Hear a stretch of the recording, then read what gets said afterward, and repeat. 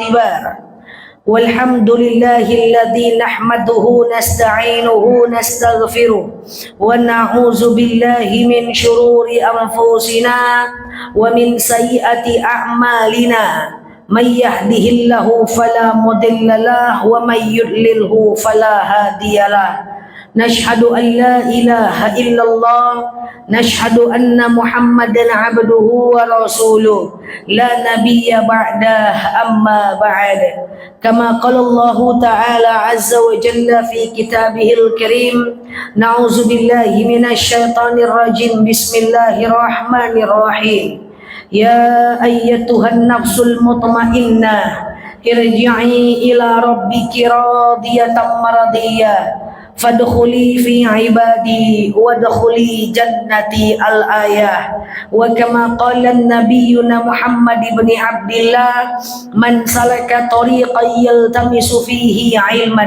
سهل الله به طريقا إلى الجنة الحديث صدق الله العظيم. Ibu-ibu yang saya sayangi karena Allah, sebelum kita mulai kajian kita berdoa kepada Allah, semoga siapapun kita yang hadir dalam majelis ini, insya Allah Allah sehatkan badan kita, Allah kuatkan jasad kita, Allah tambah ruh keimanan kita, Allah lapangkan rezeki kita, Allah angkat segala masalah kita, Allah jauhkan kita dari orang-orang zalim, Allah matikan kita dalam keadaan husnul khatimah. Amin. Allahumma amin. Selanjutnya innallaha wa malaikatahu yusalluna 'alan nabi ya ayyuhalladzina amanu sallu 'alaihi wa sallimu taslima. Salawat salam kita hadiahkan kepada baginda Rasulullah sallallahu alaihi wasallam dengan lafaz Allahumma salli ala Muhammad wa ala ali Muhammad. Bulan lalu kita udah membahas tentang bab syirik. Syirik kecil, syirik besar. Dalam dalil dikatakan innallaha yaghfirudz dzunub wa yaghfiru ma duna dzalika illa syirik. Allah akan mengampunkan dosa kita seluruhnya illa syirik, kecuali syirik. Nah, bulan lalu nih kita udah membahas ada syirik kecil dan syirik besar. Syirik kecil diantaranya berterima kasih kepada manusia berlebihan, gitu kan? Mencintai manusia berlebihan, memuji manusia berlebihan, gitu ya, atau berobat selain daripada air, tumbuhan dan teknologi, gitu ya. Nah, jadi pakai ayam potong, ayam jantan, telur, itu gak boleh. Ya, kemudian selanjutnya termasuk syirik percaya kepada sio dan bintang-bintang serta ramalan. Nah, hari ini kita lanjutkan kajian kita. Kita akan membahas tentang satu hadis, yang mana hadis ini kalau kita bahas, kita pelajari, kita bawa pulang, insya Allah bermanfaat buat kita semua. Insya Allah. Jadi bunyi hadisnya begini, ada 3 poin dalam hadis ini. Bunyi begini, ittaqullaha haitsuma kunta. Bertakwalah kepada Allah dimanapun berada. Wa atbi'i sayyi'atal hasanata tamhuha, dan ikutilah setiap keburukan dengan kebaikan. Wa khaliqin nas bi khuluqin hasanin, dan bergaulah dengan manusia dengan akhlak yang baik. Satu hadis, 3 poin saya jelaskan, bungkus, bawa pulang, sehingga nanti langsung kita amalkan. Insya Allah. Kita mulai dari poin pertama dari hadis ini, dijelaskan bahwa ittaqullah haitsuma kunta. Bertakwalah kepada Allah dimanapun kita berada. Kita harus punya rasa takut kepada dosa. Makanya ada kalimat idrak sila billah, yaitu merasa terikat dengan Allah. Ibu-ibu mungkin pernah dengar apa itu kalimat ihsan. Apa namanya? Ihsan. Coba sebut. Apa itu ihsan? Ihsan itu adalah al-ihsanu huwa anta'budallah ka'annaka tarahu fa illam takun tarahu fa innahu yarak. Ihsan adalah anta'budallah, beribadah kepada Allah seakan-akan kita melihat Allah. Fa illam takun tarahu, dan kalau kita tidak bisa melihat Allah, yakinlah bahwa Allah melihat kita. Itu ihsan. Saya jelaskan. Bertakwa kepada Allah dimanapun berada, kuncinya apa? Kalau dalam beribadah kita nggak bisa melihat Allah dalam ibadah kita, maka kita boleh menganggap bahwa kita dilihat oleh Allah. Jadi bertakwa itu adalah seluruhnya. Coba saya sering contohkan begini. Banyak kita menganggap orang yang takwa itu saat dia haji, saat dia umroh. Orang haji, orang umroh, apakah semuanya bertakwa? Belum tentu. Banyak orang-orang bilang kalau mau nengok orang baik, lihat di Mekah, Madinah. Belum tentu. Contoh, orang apapun akhlaknya di Indonesia, nyampai di Mekah, Madinah, nengok Ka'bah itu nangis juga dia, betul ya? Ketika dia ngelihat Ka'bah, terharu juga dia. Sholat dia 5 waktu berada di Mekah, Madinah itu. Apakah dia bertakwa? Dia bertakwanya di Mekah. Apakah sampai di rumah dia tetap bertakwa? Belum tentu. Berarti dia bertakwanya di masing-masing tempat saja. Nyampai di rumah, ghibah dia lagi. Nah ini yang nggak boleh. Bahwa bertakwalah kepada Allah dimanapun kita berada. Karena kita yakin Allah itu lihat kita. Sama dengan gini. Keimanan seorang laki-laki tidak diukur saat dia melakukan sholat Jumat aja. Sholat Jumat rata-rata laki-laki itu sholat. Karena kadang-kadang dia sendiri berkeliaran, orang sholat Jumat semuanya. Pergilah dia sholat Jumat. Tapi belum tentu dia sholat asar, begitu kan?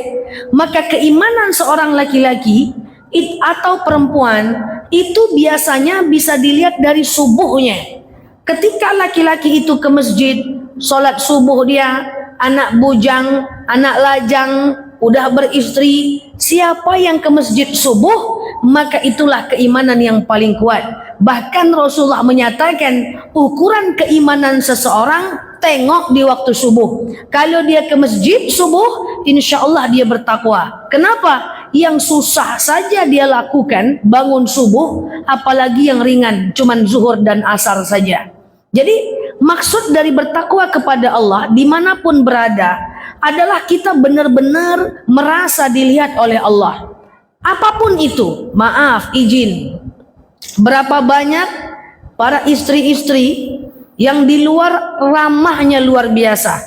Pas di rumah, dia melawan terus sama suaminya. Artinya dia baik di luar, rusak di dalam. Betul? Jangan kuat kali betulnya. Atau sebaliknya, laki-laki kalau di luar, dia diandalkan baik, dengan bawahannya baik, ramah, bijaksana. Tapi di rumah, istri dan anaknya dimarah-marahinnya aja. Betul ya? Berarti dia baiknya pada tempat tertentu. Itu bukan ciri orang yang bertakwa. Orang yang bertakwa itu di mana-mana dia sama. Kalau dia menghargai orang di kantor, dia hargai juga istrinya di rumah. Perempuan kalau dia hargai temannya di luar, dia hargai keluarganya di rumah. Artinya apa yang dia tampakkan itulah dia secara keseluruhan. Kenapa?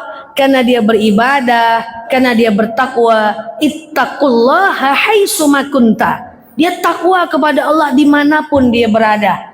Makanya kalau ada kita tengok orang-orang atau istri atau suami ramah di luar, tak baik di dalam rumah, hati-hati. Itu bukan ciri orang yang bertakwa. Takut dia nyakiti hati tetangga, tapi anaknya dimarah-marahkan aja. Takut nyakiti hati sahabat, soulmate, bestinya, tapi suami dilawan-lawannya aja. Nah ini hati-hati, nggak boleh. Ittaqullah haitsuma kunta. Bertakwalah kepada Allah dimanapun kita berada. Cara bertakwa gimana? Pakai konsep ihsan yang tadi saya sebutkan. Al-ihsan an ta'budallah ka'annaka tarahu fa illam takun tarahu fa innahu yarak. Kita ini ibadah seakan-akan kita lihat Allah. Tapi kalau kita tak tahu lihat Allah, yakinlah bahwa Allah melihat kita. Makanya apa-apa itu iringi dengan doa. Kalau diuji tetaplah ibadah. Ustazah saya diuji, makin saya taat, makin saya banyak ujian. Tetaplah ibadah. Allah tuh ingin melihat kita. Apakah ketika kita diuji, kita masih tetap taat enggak? Saat diuji, masih tetap sholat enggak? Saat diuji, masih tetap bangun malam enggak? Tapi kalau kita diuji, kita ngomong kayak gini, percuma aja sholatnya, berat juga hidup. Akhirnya kita enggak sholat. Nah, berarti kita tak bertakwa kepada Allah dimanapun kita berada. Jadi yang dimaksud dengan ittaqullaha haitsuma kunta, bertakwa kepada Allah dimanapun berada, seakan-akan Allah lihat kita dimanapun kita berada. Mau keluar rumah, buka aurat, lihat, Allah lihat kita. Selangkah keluar rumah, tutup aurat, takut kepada Allah.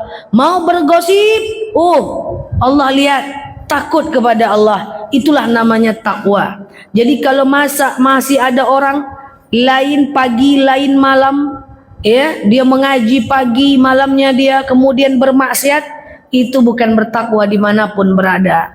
Coba saya ingatkan diri saya secara pribadi, umumnya kita semua, bahwa pribadi kita ini, apa yang kita tampakkan pada orang, itulah kenyataan yang ada di dalam. Jangan dengan orang kita tampakkan bagus, di dalam rupanya kita tak ibadah. Na'udzubillah summa na'udzubillah. Jadi pesan dari hadis itu, yang pertama, takwa kepada Allah dimanapun kita berada. Ngomong dengan kawan hati-hati, takut kawan tersinggung. Ngomong dengan anak marah-marah aja, berarti tak bertakwa dimanapun berada. Atau sebaliknya, dengan suami baik kali ya, dengan kawan asik nyinggung orang aja, berarti tak bertakwa dimanapun berada. Atau misalnya di dalam dia gaya susah aja, di luar dia baik dermawan. Dengan istri asik ngeluh aja, nggak ada uang dek, nggak ada uang dek. Di luar dia baik dengan kawan-kawannya. Nah, ini tidak boleh. Berarti dia bertakwa di paruh tempat, bukan di semua tempat. Ada nggak karakter kayak gini? Banyak. Ada? Ada. Saya itu paling kesel kalau ada anak, apalagi laki-laki, dengan orang tuanya asik ngeluh aja. Susah sekarang mak, susah sekarang pak, mau jualan susah bu. Tapi dengan istrinya aman aja. Wah, dia menampakkan kalau dia aman-aman aja. Dengan kawannya, gayanya dia mapan aja. Tapi dengan orang tuanya asik ngomong susah aja. Nah ini hati-hati nih, akhlak lain depan lain belakang nih tak boleh. Nauzubillah, ya hati-hati, itu hanya bikin risau orang tua aja. Ya, kalau bisa kita ini bersyukur di dalam, bersyukur di luar. Bersyukur kita di dalam, dengan orang tua kita ungkapkan kesyukuran, jangan khawatir mak, rezeki ada.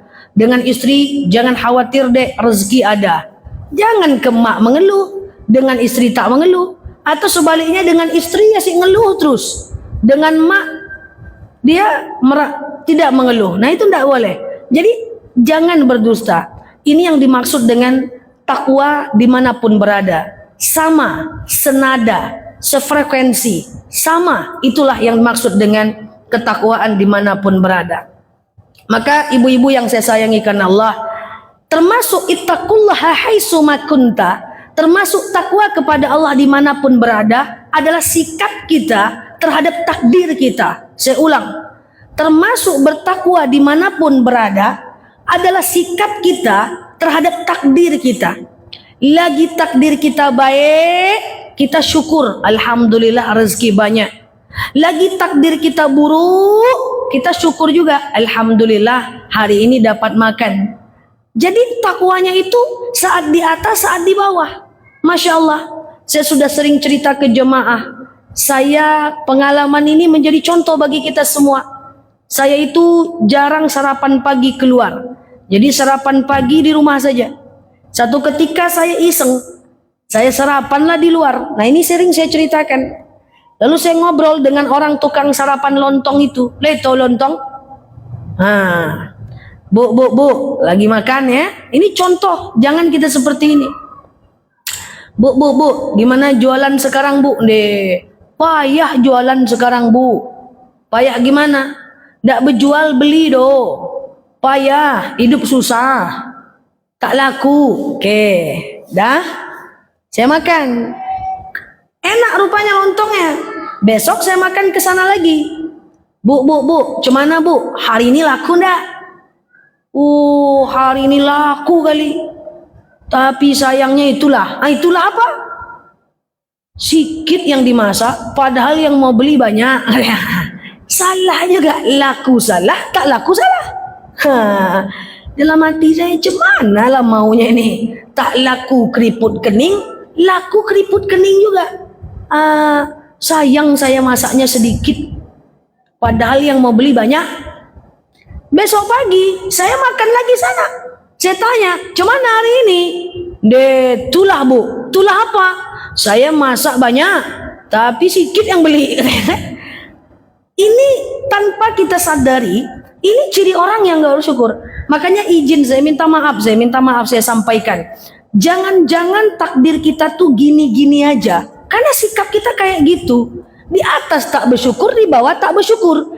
Padahal Ustadz udah sering ceramah. La in syakartum la azidannakum. Syukur dulu, nikmati dulu, baru ditambah bu. Gitu gaya Allah bu. Syukuri dulu, baru ditambah. Nggak bisa langsung ditambah Allah aja. Caranya syukur dulu. Cobalah kita ubah. Lagi nggak laku, alhamdulillah bu, lumayanlah buat makan hari ini. Bisa disimpan kasih tetangga sisanya. Besok lagi laku, alhamdulillah bu, laku bu. Cepat saya tutup kedai, bisa saya istirahat. Tapi tadi banyak yang beli sih. Semoga besok mereka datang lagi. Kan enak didengar. Iya kan? Nah seperti itu. Jadi maksud saya, jangan-jangan kita gini-gini aja. Karena ya kayak gitu. Jadi tak bersyukur di atas, tak bersyukur di bawah. Tapi kalau kita bersyukur di bawah, bersyukur di atas, maka insya Allah yang ngasih rezeki itu Allah. Maka salah satu cara memancing Allah untuk memberikan rezeki kita, banyak-banyak membesarkan Allah. Sama dengan suami kan gitu bu. Dikasih suami sedikit, alhamdulillah bang. Dah. Dikasih banyak, alhamdulillah banget bang. Sisanya ibu simpan, ibu sedekahkan, ibu tabung. Ibu tabung. Kira-kira kalau ibu bersyukur dengan yang dikasih suami, kira-kira suami kasih lebih banyak enggak? Kasih lebih banyak. Tapi coba, suami kasih sedikit, sedikitnya. Pas dia kasih banyak, segini nyo. Pas kasih lebih banyak lagi, bareh nanya ndak cukup do. Besok ditahannya dompetnya tuh. Kok ditahan dompetnya pak? Berapapun dikasih ndak selesai do saja. Bagus kunci dompet nilai gitu ya. Kenapa? Lam tashkurun nas, lam yashkurullah. Siapa yang tidak bersyukur kepada manusia, maka tidak bersyukur kepada Allah. Kadang-kadang kita nih mau banyak, tapi caranya kurang. Jadi cara kalau mau banyak tuh, terima kasih dulu, angke-angke dulu, dapat banyak beko tuh. Sama dengan Allah, dekati dulu pemilik rezeki, syukur dulu, maka insya Allah kita dapat lebih banyak. Karena memang begitu dalilnya. Oke? Itu yang pertama. Ittaqullaha haitsuma kunta. Bertakwalah kepada Allah dimanapun kita berada. Yang kedua, kalau kita mau mengamalkan hadis ini, poin nomor 2 bunyinya adalah wa asbi'i sayyi'atal hasanata tamhuha. Iringilah setiap keburukan dengan kebaikan. Tadi kita udah bersyukur dimanapun kita berada. Yang kedua, iringi setiap keburukan dengan kebaikan. Artinya apa? Setiap keburukan dapat dosa, setiap kebaikan dapat pahala. Apa maksud mengiringi keburukan dengan kebaikan?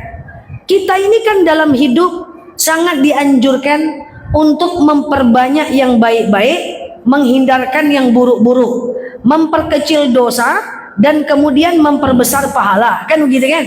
Nah, artinya apa? Yang pertama, setiap kita berbuat baik, syukuri. Setiap berbuat buruk, ganti dengan kebaikan. Contoh, nanti malam coba ibu catat di rumah, ambil pena, ambil kertas. Coba kita catat apa-apa saja yang menjadi keburukan dan kekurangan kita. Kan kita tahu tuh, cuma kita yang tahu. 1, saya itu suka maria-aria suami misalnya. 2, suka marah-marah sama anak. 3, suka ghibah karena memang enak misalnya. Keluar rumah masih buka aurat. Catat tuh setiap keburukan kita itu. Apa kata hadis itu? Wa asbi'i sayyi'atal hasanah. Setiap melakukan keburukan itu kasih ganti dengan kebaikan. Di sampingnya tulis, saya suka marah-marah sama anak. Tanda kurung, komitmen sekali saya marah, saya denda sholat duha 8 rakaat. Nah gitu. Jadi ketika melakukan dosa, tambah kebaikan. Saya suka marah-marah dengan suami, saya pengen berubah. Sekali saya marah dengan suami, saya denda sedekah 20.000. Gitu. Marahnya berdosa diganti dengan kebaikan. Saya suka buang sampah masih buka aurat. Sekali saya buka aurat, denda tahajud 8 rakaat. Gitu. Saya masih suka ghibah, komitmen untuk enggak ghibah. Sekali saya ghibah, maka saya denda sedekah 10.000. Gitu. Jadi setiap kita melakukan keburukan, ganti dengan kebaikan. Tujuannya apa? Tujuannya adalah harapannya kebaikan kita itu bisa mengurangi dosa kita. Dosa itu akan dipertanggungjawabkan. Dan saya mau sampaikan, dosa yang kita lakukan itu harus ditambah dengan kebaikan supaya dosanya menipis dan bahkan menghilang. Kenapa? Karena dosa itu berbahaya. Banyak orang yang salah kaprah dengan dosa. Banyak orang yang bilang kayak gini, Bu, ala dosa itu nanti terasanya cuma di akhirat. Salah. Dosa itu akan dirasakan di dunia juga, bukan cuma di akhirat. Apa efek dosa yang kita lakukan? Mungkin kita udah pernah merasakan, tapi kita nggak tahu bahwa itu sebenarnya karena dosa. 1, dosa menyebabkan hati kita menjadi tidak tenang. Jadi kalau ada ibu merisau-risau terus, nggak tahu kenapa, galau terus, nggak tahu kenapa, ceringik-ceringik terus, nggak ada masalah, ngeluh terus, ngelah napas terus, nggak tenang aja hidup nih. Nah, na'udzubillah, bisa jadi itu karena dosa yang kita lakukan. Tinggalkanlah itu. Yang kedua, dosa itu menyebabkan urusan kita menjadi sulit. Mau masukkan anak sekolah sulit, mau masukkan anak kerja sulit, mau ngurus KTP payah, mau belanja beras aja ngantri, mau ngurus kakak payah, mau ngurus nikah anak payah aja semuanya. Orang gampang aja kok kita susah ya. Nah, bisa jadi karena dosa. Nauzubillah.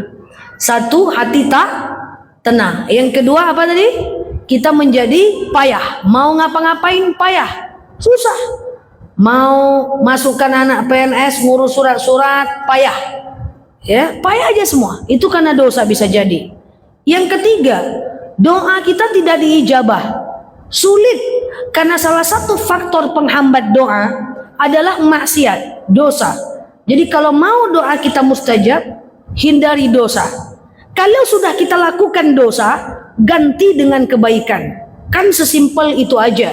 Setiap melakukan dosa, ganti dengan kebaikan. Dosa, ganti dengan kebaikan. Dosa, ganti dengan kebaikan. Supaya efek samping dosa ini nggak kita rasakan. Hati tak tenang, urusan menjadi sulit, doa tidak diijabah. Dan yang terakhir nomor 4, efek samping dari dosa yang kita lakukan di dunia adalah kita susah menangkap sebuah ilmu pengetahuan.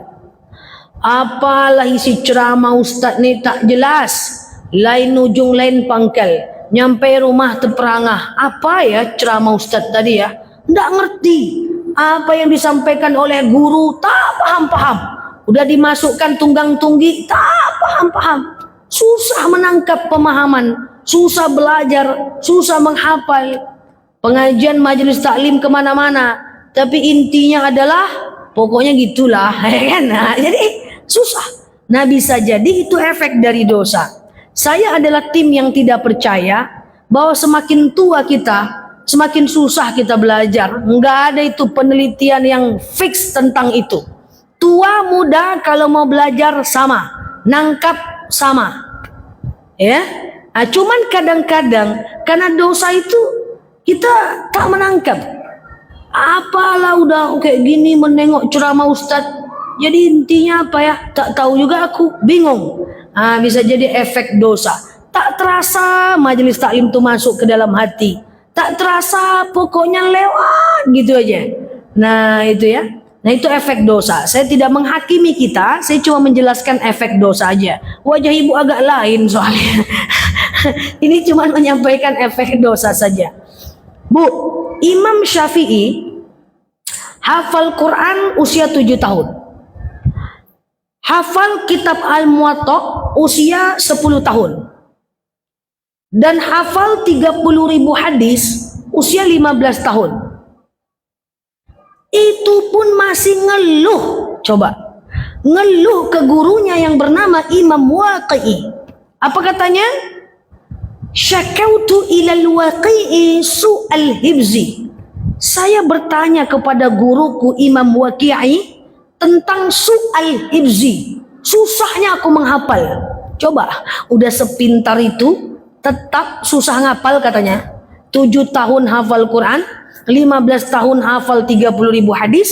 Dia tetap ngomong Imam Syafi'i, syakautu ilal waqi'i su'al hibzi. Saya itu nanya kepada guru saya tentang betapa sulitnya saya menghafal. Apa kata Imam Waqi? Cemana caranya ini Imam Waqi? Kok aku susah menghafal? Apa kata Imam Waqi, gurunya Imam Syafi'i? Bi anna ilma tarkil ma'asi. Kau tinggalkan maksiat wahai muridku. Bi anna ilma nurun wa nurullahu la yahdi lil asi. Tinggalkan maksiat, tinggalkan dosa, jangan ghibah, jangan fitnah, jangan sakitin orang. Karena ilmu itu cahaya dan ilmu takkan masuk kalau kita banyak dosa. Sekelas Imam Syafi'i payah menghafal, apalagi kita, ya kan? Bahkan ketika Imam Syafi'i satu kamar dengan Imam Malik. Imam Malik ini juga gurunya Imam Syafi'i. Imam Malik itu memuji Imam Syafi'i, pintar betul hafalanmu wahai muridku. Imam Malik juga bilang, tarkil ma'asi bi anna ilma nurun wa nurullahu la yahdi lil asi. Hai Syafi'i, pintar betul kau menghafal. Tolong engkau tinggalkan dosa, karena dosalah yang akan membuat engkau susah menghafal. Masya Allah ya. Jadi supaya tak dosa tadi, balik kepada kaji awal kita tadi. Wa asbi'i sayi'atal hasanata tamhuha. Ganti setiap dosa dengan kebaikan. Ganti setiap dosa dengan kebaikan. Ganti setiap dosa dengan kebaikan. Kalau tidak mau ganti, minimal jangan berbuat dosa. Kadang-kadang kan dosa ini ada aja ya kan. Kadang-kadang teromongkan orang. Kadang-kadang kita melawan sama suami. Kadang-kadang tepici anak. Tahu tepici? Anak nak ngapa-ngapain cubit. Pencubit menangis dia. Nangis kau. Padahal kita yang cubit. Itu makin nangis dia. Itu dosa semua. Ingat ya. Ada orang tua yang durhaka. Yaitu orang tua yang tak sabar sama anak. Nah itu menggores hati orang, menggores hati siapapun dosa. Setiap melakukan dosa, ganti dengan kebaikan. Itu makna dari hadis tadi. Masya Allah. Bertakwa kepada Allah dimanapun kita berada. Ganti setiap keburukan dengan kebaikan. Ya, ini penting ibu-ibu. Tapi kalau bisa sih jangan berbuat buruk ya. Janganlah kita bikin dosa. Usia kita sudah berapa, kita fokus aja lah lagi dengan ibadah. Ya hal-hal nggak penting nggak usah kita pikir. Ya tetangga-tetangga nggak sesuai dengan hati kita, konflik dengan anak menantu, udahlah ikhlaskan saja. Yang penting gimana di usia tua kita ini kita berfokus gimana caranya masuk surga. Itu yang paling penting. Karena kebahagiaan, penghargaan anak, penghargaan menantu, penghargaan suami, kita kejar-kejar pun belum tentu kita dapatkan. disayangi kawan, dikelilingi orang-orang baik, belum tentu kita dapatkan. Sekarang gimana caranya kita masuk surga? Udah itu aja intinya lagi. Kan hidup ini udah kita rasakan asam garamnya di usia sampai 50-an, 60-an. Nah, sekarang kita fokus gimana caranya masuk surga. Ada orang salah, maafkan. Jangan cepat tersinggung, jangan baper-baper kali.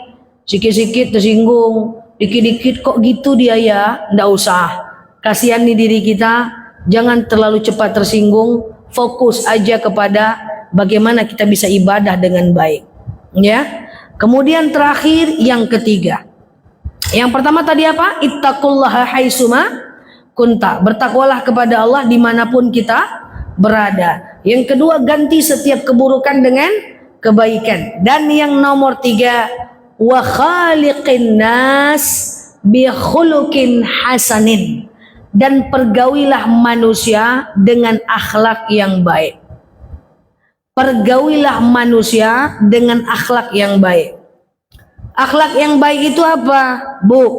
Orang yang berkelas, orang yang punya level keimanan, dia tidak akan pernah membalas keburukan dengan keburukan.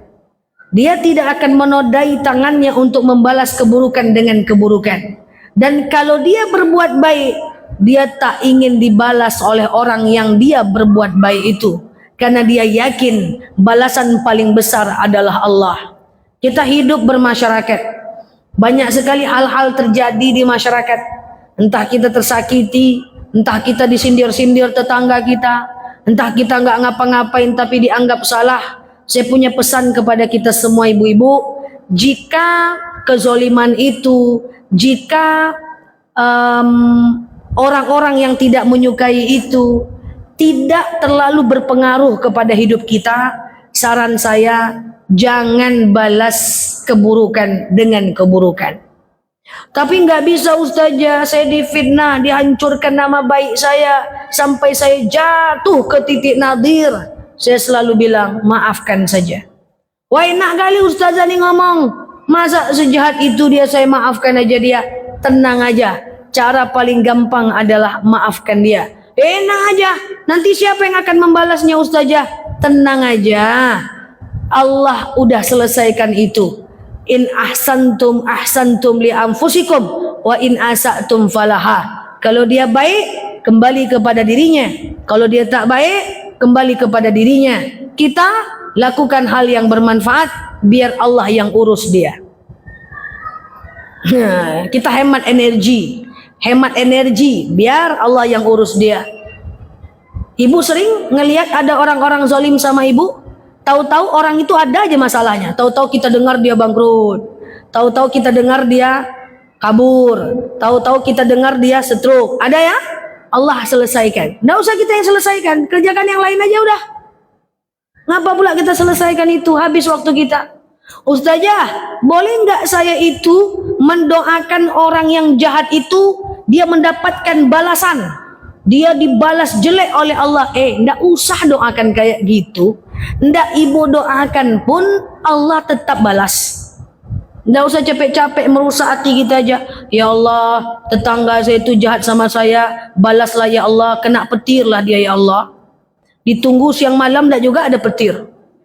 Tunggu siang malam tak juga ada kecelakaan. Heboh kita. Didoakan atau tidak, Allah tetap akan balas. Dan mungkin itu udah suratannya. Kita lebih cerdas lah. Jangan kita urusi itu, biar Allah urus. Urusan kita adalah belajar menata hati, sabar, belajar ibadah yang benar. Selama ini mungkin sibuk dengan dunia, sibuk dengan anak cucu, sibuk cari rezeki. Sekarang belajar, majelis ilmu, amalkan ceramah ustadz, jauh lebih enak daripada sibuk-sibuk kita membalas, habis energi kita. Ustazah, tapi kok kayaknya nggak dibalas Allah dia. Saya udah intip-intip depan pintu, kok enak-enak aja hidupnya. Belum. Dan jangan juga berharap, Bu. Allah punya cara sendiri untuk membalasnya. Saya itu tidak mau jamaah saya itu menghabiskan waktu ngurusin orang lain. Saya tidak mau ibu-ibu ini pusing karena manusia. Jangan. Pusinglah kalau kita nggak sholat duha, pusinglah kalau sholat subuhnya jam 7, pusinglah kalau sholat zuhurnya jam 3. Jangan, kasihan kita, ya, kasihan. Nah, makanya saya sering bilang juga sama orang tua saya, mak, jangan pusingkan soal manusia. Pusing aja kalau mak lupa baca Quran, pusing aja kalau mak nggak tahajud, pusing aja kalau telat bangun subuh. Tak saatnya lagi kita memusingkan manusia. Udahlah dulu, karena kita belum punya ilmu, kita banyak sibuk dengan hal-hal yang nggak penting. Saya berani sampaikan, itu semua nggak penting. Ingat, biar itu jadi urusan Allah, urusan kita. Lakukan yang terbaik yang bisa kita lakukan untuk menyelamatkan diri kita. Jangan habiskan waktu kita untuk ngurusin hal-hal yang tidak ada manfaatnya. Ya, nah ini dia, wa khaliqin nas bi khuluqin hasanin. Kalau kita udah punya prinsip itu, kita enak. Ya, ada orang tak suka, kalau salah kita ubah kita, kalau tidak salah abaikan, kita tetap menjadikannya berakhlak yang baik kepadanya. Oh, kalau ketemu dengan dia kita ghibah terus. Oke, saya kurangi urusan dengan dia, tak mau dekat-dekat, tapi tetap silaturahmi. Gitu. Oh, kita salah sama orang, minta maaf. Oh, dia salah, maafkan. Udah, dan ini semua bisa dilatih. Nah, ini bentuk cinta diri, self love. Jangan suka pusing dengan manusia, karena dengan manusia tabiatnya adalah semua kebaikan akan kembali kepada dirinya, semua keburukan akan kembali kepada dirinya. Kita yang disakiti. Apa? Kalau bahasa orang Minang, sakit di dalam, lama keluar. Sesakit apapun dalam hati ini, kalau bisa keluarnya itu tetap manis. Itulah konsep tenang. Sakit, istighfar, keluarnya tetap manis. Jadi jangan semua dikeluarkan. Sakit hati dibilang, keluar semua kebun binatang. Kasihan kita, binatangnya tak ada loh. Sakit di dalam, baik keluar. Bisa nggak Ustazah? Bisa. Kok bisa? Itu akhlak, dan akhlak ada ilmunya. Itulah yang dipelajari. Ya, makanya ada dalil hal yastawil ladina ya'lamuna ma la ta'lamun. Tak mungkin sama orang berilmu dengan orang yang tak berilmu. Makanya bersyukurlah ibu-ibu sering datang ke pengajian. Saya lihat wajahnya ini terus nih. Mudah-mudahan yang ini masuk surga semuanya. Amin. Bersyukurlah ibu datang pengajian. Orang yang pengajian tuh beda dengan orang yang nggak pengajian, Bu. Nggak mungkin sama, Bu. Orang yang nggak ngaji nggak ngerti dia konsep sabar, nggak ngerti dia konsep ikhlas, nggak ngerti dia konsep tawakal, nggak ngerti dia cara memaafkan orang, nggak ngerti dia cara menghilangkan dendam. Kita udah pengajian, sebenarnya kita harusnya lebih selamat. Kalau di atas kita rendah hati, ngerti kita konsepnya kan? Kalau kita di bawah kita lapang hati, ngerti? Diuji kita tawakal, tinggal praktekkan aja lagi pelan-pelan. Sebagai penutup, berakhlaklah dengan manusia akhlak yang baik. Jangan menyakiti, tersakiti nggak masalah. Jangan membenci, dibenci nggak masalah. Jangan mengkhianati, dikhianati nggak masalah. Kalau kita korban, martabat kita naik. Kalau kita pelaku, derajat kita turun. Makanya itu saya sebab, jangan membalas keburukan dengan keburukan. Yang terjadi nih orang banyak nggak ada ilmunya. Misalnya ibu menghibahkan saya. Ibu, contoh Bu, angkat. Misalnya ibu menghibahkan saya. Sekarang yang dapat pahala siapa? Saya dong. Ibu menghibahkan saya, ibu berdosa, saya berpahala. Harusnya saya menang dengan saya pahala. Masalahnya, ghibah ibu ini saya balas. Saya gibahkan juga dia ke orang. Woi, ibu tuh masa menggosipkan saya? Saya datang lagi ke rumah tetangga. Bu, ibu tuh menggosipkan saya loh. Saya cerita lagi, bu, ibu tuh menggosipkan saya loh. Dia menggosipkan saya sendiri. Saya menggosipkan dia satu komplek. Banyak dosanya siapa? Saya. Tak jadi untung kita. Nah ini yang kita tidak paham ini. Membalas keburukan dengan keburukan kita dosa. Ujung-ujungnya nggak jadi kita pahala.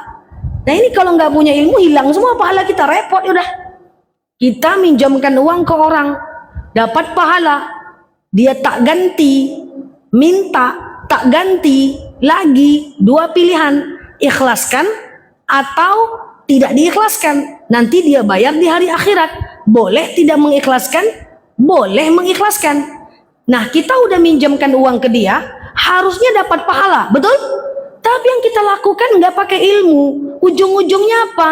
Kita sindir-sindir dia di status wawa chat, utang bayar woi, bayar utang woi. Kita ceritakan ke orang, woi tengoklah tuh utang tak dibayar, bu, ibu tuh utang tak dibayar, bu, utang itu utang tak dibayar. Saya menghutangkan harusnya dapat pahala, tapi saya membalas keburukannya dengan keburukan. Saya buka aibnya, malah berdosa, nggak cuan kita pahala. Nah itulah saya maksud, menahan diri dari dosa, hukumnya wajib. Yang harusnya besar pahalanya meminjamkan uang sama orang, malah bertambah pula dosa dengan menggosip-gosipkannya.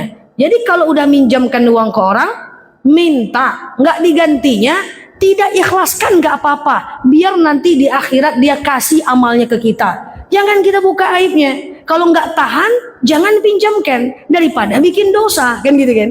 Nah, ceritakan pula, update pula status, woi yang berhutang, baca upload ceramah ustadz tentang hutang, pap, tag orangnya, boom, nampak orang lain, oh dia yang berhutang ya, ya Allah karim, itu kan tipis itu. Kalau kita nggak pandai-pandai berakhlak dengan manusia, yang tadinya pahala jadi dosa, habis pahalanya. Begini syaitan tuh tidak pernah tidur. Makanya itu saya maksud. Sebenarnya kalau ustadznya ceramah, jangan balas keburukan dengan keburukan. Nah itu saya contohkan yang tadi. Kadang-kadang karena kita kurang contoh tak paham. Nah, ini saya contohkan banyak-banyak. Ibu gosipkan saya gosipkan ibu juga. Ujung-ujungnya saya malah lebih besar dosanya. Saya minjamkan uang, dapat pahala, akhirnya malah berdosa. Auzubillah. Nah ini yang kita maksud, mempergauli manusia dengan akhlak yang baik. Makanya ustadz-ustadz kita itu kalau ceramah bukan untuk berubah jadi mic luar dah, cek sound. Makanya ustadz-ustadz cek, ini suruh saya pulang nampaknya. Makanya ustadz-ustadz itu kalau dia ceramah bukan untuk dia, untuk kita. Habis ceramah dia pulang dengan anak istrinya. Nah kalau kita mau mengamalkan cakap ustaz-ustazah kita itu, maka insya Allah lebih tenang hidup kita ya. Jangan balas, kalau balas dosa. Kalau dosa nggak jadi untung kita. Zolim orang kita untung, dapat pahala. Kita balas kita jadi rugi. Ingat tujuan kita akhirat, susah. Kalau kita balas kita rugi udah. Saya pastikan itu ya. Demikian dari saya, bertakwa dimanapun berada, ganti setiap keburukan dengan kebaikan, kemudian pergauli manusia dengan akhlak yang baik. Jadi manfaatnya besar ya. Kenapa kita nggak boleh membalas? Biar kita untung banyak nanti di akhirat. Insya Allah. Demikian dari saya. Panjang-panjang betul, lupa pula kaji itu beko.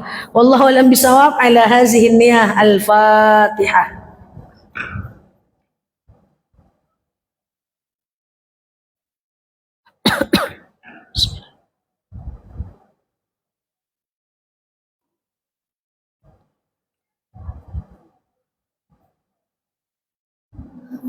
Amin ya Allah, amin ya Rahman, amin amin ya mujibas sailin. Allahumma salli ala Sayyidina Muhammad wa ala ali Muhammad. Allahumma inna nas'aluka ridhaka wal jannah, na'udzubika min sakhatika wan nar. Allahumma inna nas'aluka salamatan fi dinina, afiyatan fi jasadina, ziyadatan fi ilmina, barakatan fi rizqina, taubatan qabla al-maut, rahmatan indal maut, maghfiratan ba'dal maut. Allahumma hawin alaina fi sakaratil maut, najatan minan nari wal afwa indal hisab. Allahumma antas salam minkas salam wa ilaika ya'udu salam, fahayna rabbana bisalam wa dakhilna al-jannata daru salam, tabarakta rabbana wa ta'alaita ya hazal jalal jalali wal ikram. Allahumma inna na'udzubika minal hammi wal hazan, na'udzubika minal ajzi wal kasal, na'udzubika minal jubni wal bukhli, na'udzubika min ghalabati ad-dani wa qahar rijal.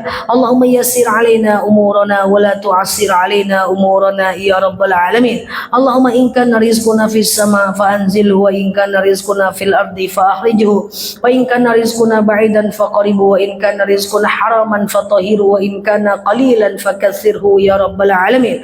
Allahumma rabbana anfa'na bima 'allamtana wa 'allimna ma yanfa'una. Allahumma rabbana hab lana min azwajina wa zurriyyatina qurrata a'yunin waj'alna lil muttaqina imama. Allahumma ighfir lana dhunubana wa liwalidina warhamhuma kama rabbawna shighara. Allahumma khususan ila arwahi abaina wa ila arwahi ummahatina wa ila arwahi kulli muslimina wal muslimat. Allahumma ij'al taj'al qabrahum rawdatan min riyadil jannah wa la taj'al qabrahum muratan min huwarin niran. Allahumma stajib du'ana ya Allah, stajib du'ana ya Rahman ya Rahim ya mujibas sa'ilin. Allahumma salli ala sayyidina Muhammad wa ala ali Muhammad. Subhana rabbika rabbil izzati amma yasifun, salamun alal mursalin, alhamdulillahi rabbil alamin. Wallahu alam bisawab. Assalamualaikum warahmatullahi wabarakatuh.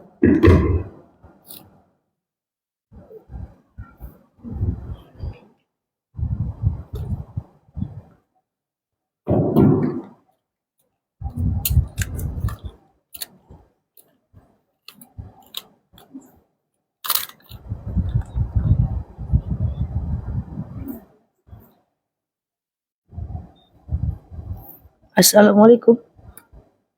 Ya, sama-sama. Jazakumullah.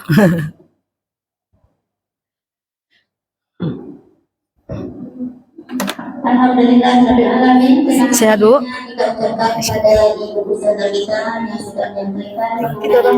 Ya, izin ya, Bu.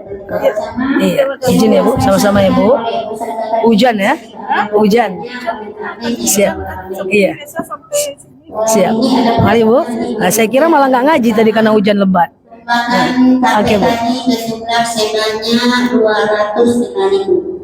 Dan yang kedua yaitu Assalamualaikum warahmatullahi wabarakatuh. Apa kabar semuanya? Teman-teman sehat ya di sana ya, sama-sama.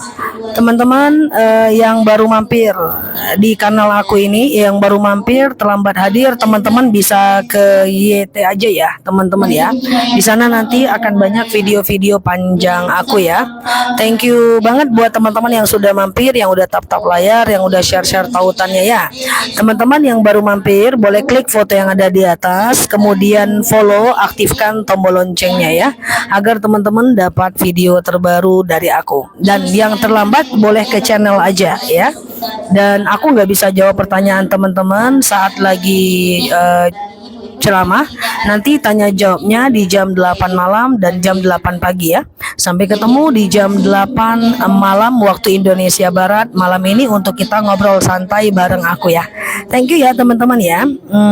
Kita pulang dulu yuk. Pulang dulu. Oke, sehat-sehat ya. Yang baru mampir boleh klik foto yang ada di atas, follow, aktifkan tombol loncengnya ya.